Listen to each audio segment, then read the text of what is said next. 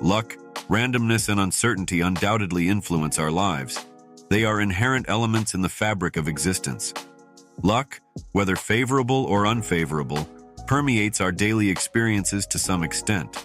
However, it is crucial to acknowledge that luck operates beyond our control.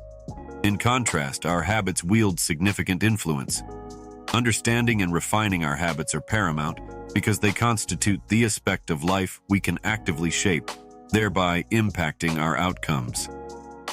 Consequently, while luck may have its role, it is our habits that we can consciously mold, marking then the logical focal point for directing our efforts. Therefore, it is prudent to concentrate on what lies within our sphere of influence. If you dedicate all your time to fixating on elements beyond your control, you'll inevitably find yourself mired in frustration. Therefore, I contend that habits represent perhaps the most effective leverage for transcending innate talents and genetic predispositions. While talent and genetic inclinations undoubtedly play a role, it's imperative to recognize that exceptional performance in any field typically arises from a combination of natural aptitude and diligent cultivation. Even those endowed with innate talent cannot thrive without cultivating exemplary habits to execute and actualize their potential fully. Indeed, the outcomes we experience in life often serve as a delayed reflection of our habitual behaviors. Consider, for instance, the common aspirations of amassing wealth or achieving physical fitness. In reality, one's bank balance reflects their financial habits while their weight mirrors their eating habits. Similarly, knowledge accumulates as a result of consistent learning and reading practices. Hence, the crux of transformation lies not in altering external markers, such as bank balances or test scores, but in refining the habits that precede these outcomes. Every action you undertake serves as a vote towards shaping the person you aspire to become. By mastering the right actions, by mastering the right habits, you chart a course towards personal growth and achievement. By cultivating habits, you begin to endorse a new identity, shaping the person you aspire to become. This underscores why small habits hold such significance. While they may not usher in drastic transformations overnight, like how performing a single push-up won't instantly sculpt your physique, they serve as affirmations of the type of person you strive to be. For instance, dedicating just 1 minute to meditation may not immediately instill a sense of tranquility, but it solidifies your commitment to being a meditator.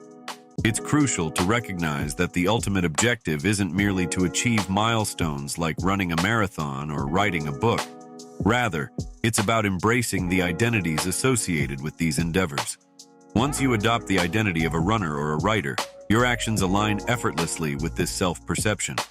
In essence, genuine behavior change is synonymous with identity change. Once you alter your internal narrative, maintaining daily habits becomes second nature. You're not constantly coercing yourself into action.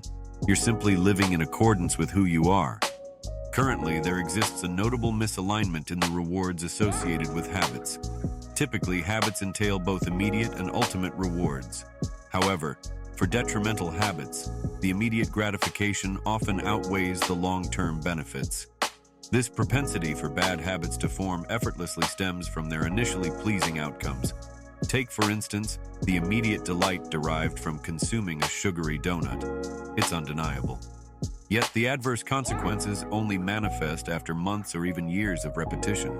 Conversely, fostering good habits presents an opposing challenge. The immediate rewards of actions like hitting the gym for a week are minimal. You might experience soreness with little visible change in your physique. However, the ultimate benefits become evident over time with consistent practice.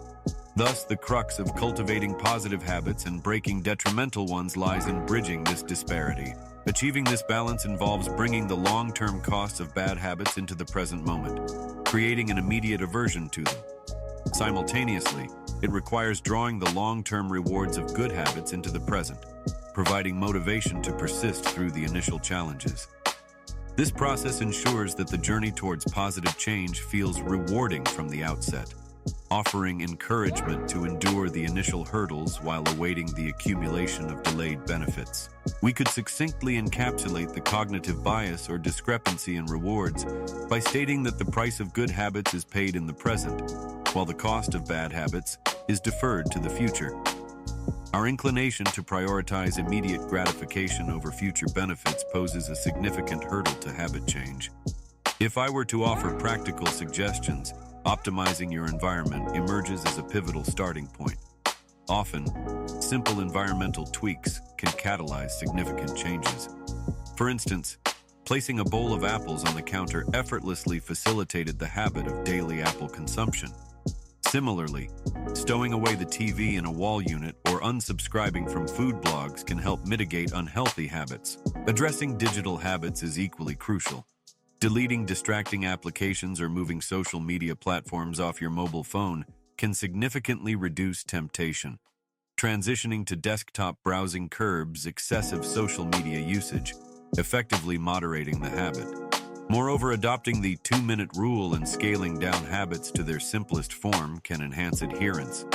By breaking habits into bite-sized actions that can be completed in 2 minutes or less, you pave the way for consistent engagement and progress. This approach streamlines habit formation, making it easier to sustain over time. I adhere to this habit with unwavering consistency, achieving a success rate of 98% regardless of circumstances.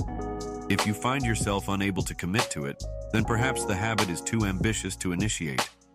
Nearly every habit possesses an initial step or entry point.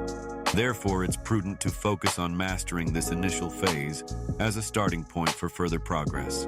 Lastly, I'd like to share an illuminating anecdote from the book concerning Twyla Tharp, the renowned dance choreographer and instructor. Despite her decades-long career and rigorous training regimen, she emphasizes a seemingly simple habit: putting on her workout attire, hailing a cab from the street.